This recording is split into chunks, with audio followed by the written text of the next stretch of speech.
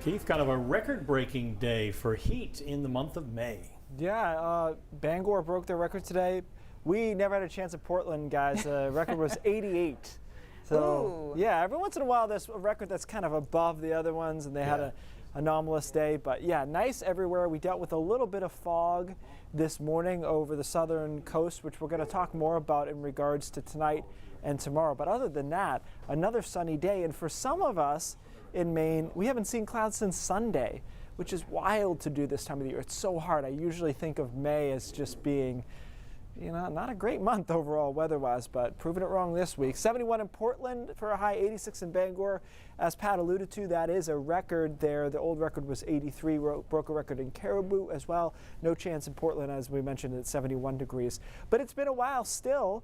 The last time Portland was 70 degrees was October 22nd. And of course, Augusta and Bangor did it recently. How about 80 degrees? Portland still hasn't done it. The last time they were that warm, 80 degrees, was August 31st, so last summer. Augusta got there today. September 18th was the last time Augusta and Bangor got to 80 degrees. So we'll reset that counter. So overnight tonight will be a mild night, and what this is showing you, and experience kind of will help you figure this out, it's not really that it's going to rain. The model thinks it's so saturated at the lower levels that it thinks it's rain, but really, most likely, it's very dense fog. And so by late tonight, early tomorrow morning, we have dense fog everywhere, even away from the coastline. And then we fight that along the coast. And we talked about this a few days ago, that the fog kind of scared me for the coastal forecast. And I think that that's founded, because that fog's still going to be there tomorrow morning through late morning. And then we finally burn it off. Temperatures try to push into the upper 60s to around 70. Meanwhile, it's a warmer day inland again into the 80s in a lot of spots, a couple of mid-80s possible as well. I think Saturday's the day where even the coast is going to get warm to almost hot, getting to around 80 degrees, and we could approach 90 inland on Saturday afternoon. So here's tomorrow.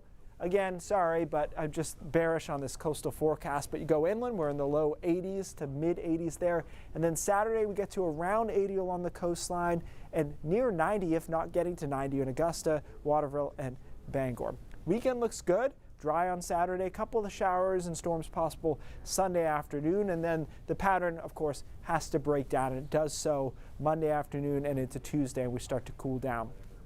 And you'll see that pretty clearly here. But you know what? It's kind of a gradual breakdown in temperature, so we don't just get hit in the face with it being way cooler. Even by the time we get to Wednesday and Thursday, no doubt, it'll feel a lot cooler. 60s with wind is much different than 85. But again, we'll have kind of stepped our way down by mid next week. Guys, for me, a little bit of a milestone on the mild pattern last night was I left no form of heat or thermostat on, and I didn't worry about that. You know, it's the little incremental things. We had ours off for a few days and actually opened all the windows today because it was just so great to get the fresh air in through the basement and everything. Get all the pollen in there. There's going to be a lot of temptation for people to go in the water when it gets this warm, and maybe it's not the best idea yet. No, it's not even close in a lot of spots. The lakes are in the mid 40s, the ocean's 47. So if you go in a wetsuit, have fun, but otherwise I wouldn't do it. Thanks, Keith. We're back after this.